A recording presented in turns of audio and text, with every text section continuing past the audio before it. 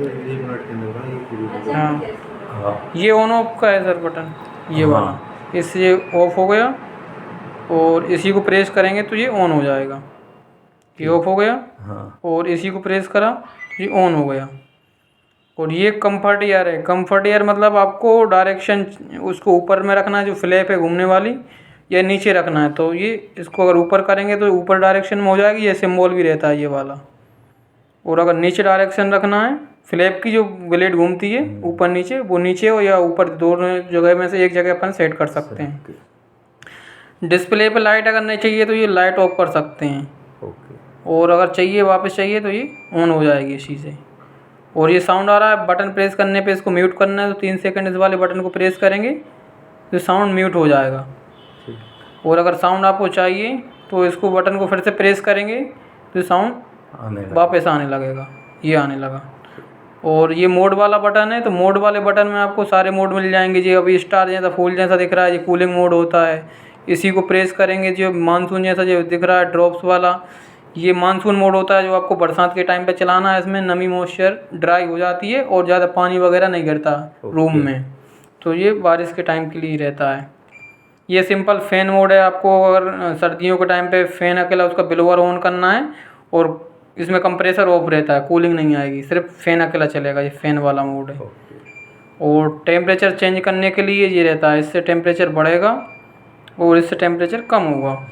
ये फ़ैन की स्पीड है, फ़ैन इसमें स्पीड चेंज कर सकते हैं जो आपको रखना है, लोअर मीडियम हाई। ये अगर 5 डंडे इसमें आ गए हैं तो ये F5 शो करेगा, F5 पे इसकी हाई स्पीड हो जाएगी, और F1 इसकी मिनिमम स्पीड रहती है।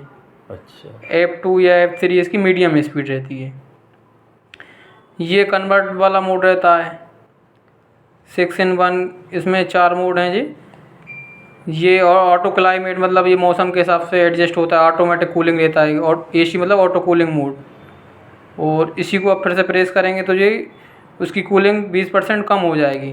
और ये 80% पे चलेगा, 80% पे चलेगा, 20% कम हो जाएगी, और उसकी पावर सेविंग भी करेगा इस वाले मोड में। तो उसकी कैपेसिटी जैसे 1.5 टन है तो ये 1.2 पे आ जाएगी। फिर उसको और कम करेंगे तो 9 पे आ जाएगी, 8 पे आ जाएगी। इस तरह से उसकी कैपेसिटी भी कम होती चली जाएगी और उसकी कूलिंग भी उस हिसाब से कम होती है। तो ये पावर सेविंग के लिए इसका यूज कर सकते हैं इसी बटन को प्रेस करके। तो ये इसका मिनिमम है 40%, और मैक्सिमम ऑटोमेटिक में तो 100% चलता ही है वो। ये ब्राइट मोड रहता है।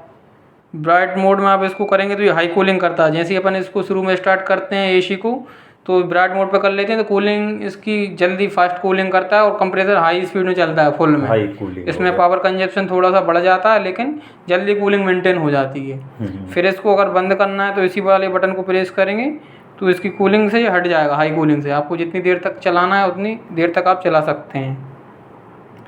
ये स्विंग के लिए रहता है।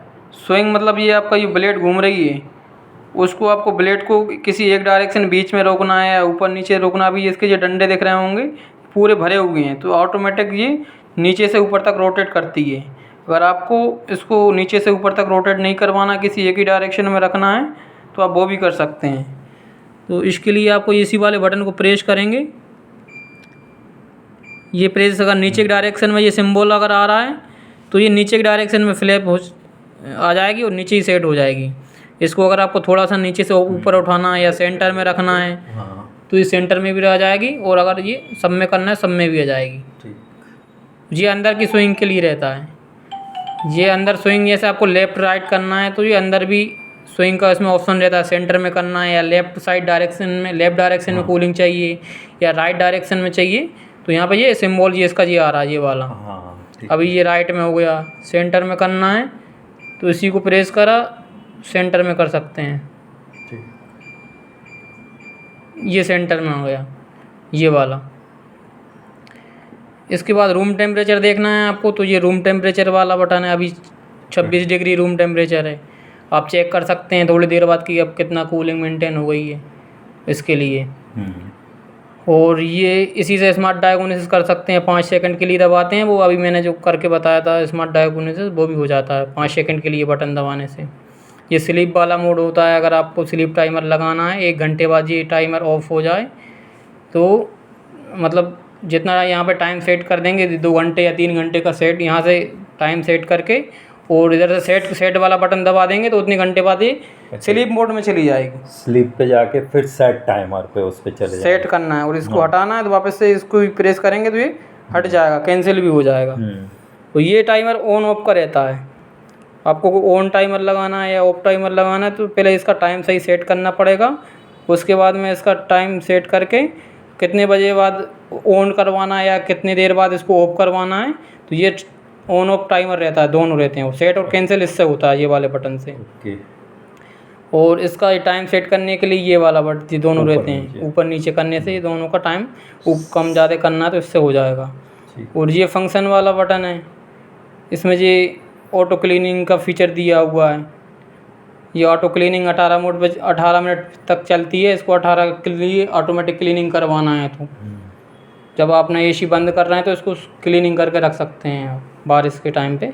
ऐसे करना तो ऐसे भी करवा सकते हैं तो फंगस उसमें ना जमे और ड्राई हो जाए एसी बंद करते टाइम पे। तो ये फंक्शन वाली बटन से ही ये सारे फंक्शन ऑन हो जाते हैं। सेट कैंसिल करने के लिए ये वाला बटन रहता है। सेट भी कर सकते हैं, कैंसिल भी कर सकते हैं। ठीक है सर। ठीक। दोस्तों, अगर इस वीडियो को देखकर अगर आपको भी जानकारी मिली है, कुछ इन्फॉर्मेटिव आपको मिला है तो मुझे ये कमेंट में ज़रूर बताएं। और ये वीडियो आपको कैसा लगा तो लाइक करें, कमेंट करें, शेयर करें अपने दोस्तों में। थैंक यू दोस्तों।